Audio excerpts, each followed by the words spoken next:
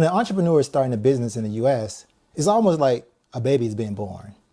For example, every person in the U.S. has a birth certificate and a social security number. From a legal perspective, a birth certificate is similar to your articles of organization for an LLC, and a social security number is similar to an EIN number, which is the tax ID number of the business. Once an entrepreneur has those two documents, he or she can go to a U.S. bank and open up a bank account. Now, every year an entrepreneur has to file taxes. If it's a single member LLC or sole proprietor, the entrepreneur has to fill out a Schedule C. If the business is a partnership or a multi-member LLC, the entrepreneur fills out a Schedule K1 and a Schedule E. Those documents will give you a number. And once you get that number, you'll place it on your 1040 tax return. This is why LLCs and partnerships are considered pass-through income entities for tax purposes. The income passes through the business into you as the owner, and then you'll put it down on your 1040 tax return and mail it to the IRS.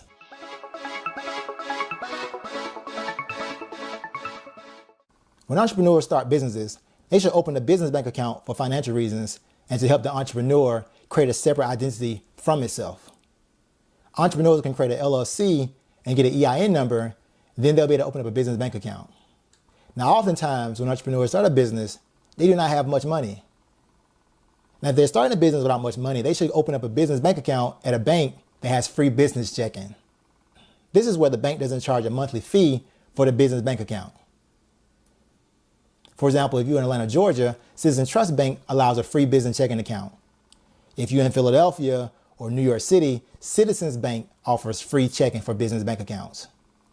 And those owners will be determined based on the membership interest and the operating agreement of the LLC.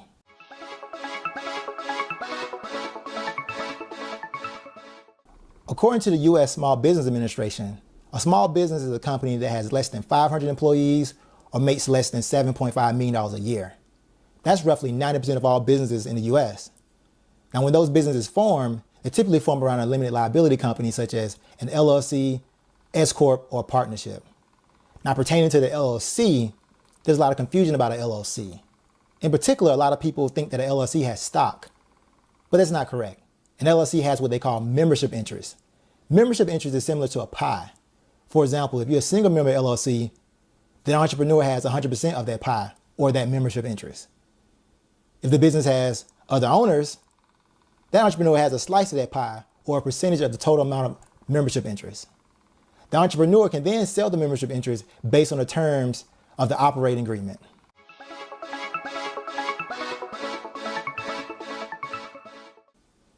When an entrepreneur is creating an LLC for a business, that entrepreneur wants to draft an operating agreement.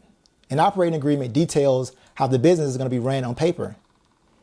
The operating agreement governs the internal operations of the business in a way that fits the needs of that business. Some of the things that the operating agreement discuss include financing of the business, operations of the business, and the potential end of the business being dissolved. An operating agreement is a good idea when the business is owned by more than one person. But even if the business is owned by one person, it's still a good idea because it governs the internal operations of the business.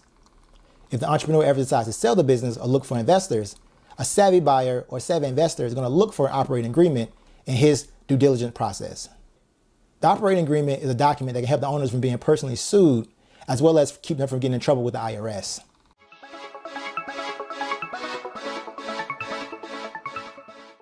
Oftentimes, individuals and companies will be audited by the IRS. The IRS sends these individuals a deficiency letter. And when that happens, a person has a right to appeal the letter. The first thing you want to do is file a petition in the U.S. tax court.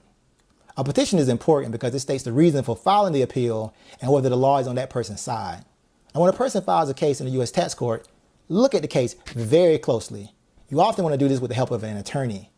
Individuals want to gather their business records, witnesses, and start preparing so they can actually win the appeal. Now, before going to trial, take some time and negotiate with the IRS. Many times, appeals settle, and going to trial is expensive, so the IRS doesn't want to go to court. But if the person can't settle with the IRS, it's time to go to court. Take confidence in the preparation of the appeal and walk out the court victorious.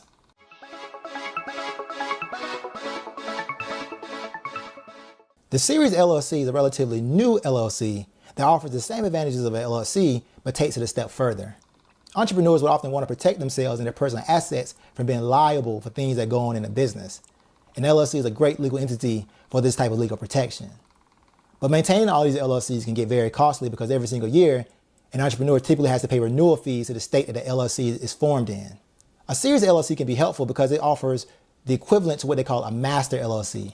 And in that master LLC, it has separate series or sub LLCs that offer the same legal advantages of a regular LLC. For example, instead of putting each piece of real estate in a separate LLC, an entrepreneur can have one series LLC that covers all the real estate. And each series or each subcompartment will have a house in it. That gives the entrepreneur the same legal advantages and opportunities that a regular LLC has. In addition, with the series LLC, the entrepreneur might only have to pay one renewal fee and potentially only have to file one income tax return. Now, unfortunately, only a small number of states offer a series LLC. In addition, all states don't recognize the total advantages of a series LLC. But a series LLC is a very powerful way of protecting the entrepreneur's assets and allowing it to grow and maintain his wealth.